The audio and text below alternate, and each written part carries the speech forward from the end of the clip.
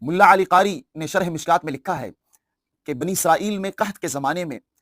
ایک شخص تھا، اس کا گزر ریت کے ٹیلے پر ہوا۔ اس کے دل میں یہ خیال آیا، اگر ریت کا یہ ٹیلا میرے لیے آج اناج اور غلہ بن جائے تو میں آج اللہ کے محتاج بندوں کے درمیان اسے تقسیم کر دوں۔ تو اللہ کو اس کی یہ نیک نیتی اتنی پسند آئی کہ وقت کے نبی پر وحی نازل کی اور بتایا کہ اس آدمی کو یہ خوشخبری دو کہ ہم نے اس کے اس جذبے کو قبول کر دیا اور اتنا اجر و ثواب اس کے لیے لکھ دیا ہے جتنا اجر و ثواب اتنا صدقہ کرنے کا ہے۔ اس لیے میرے نبی نے فرمایا، نیت المؤمن خیر من عملہ، مسلمان کی نیت اس کے عمل سے بھی بہتر ہے۔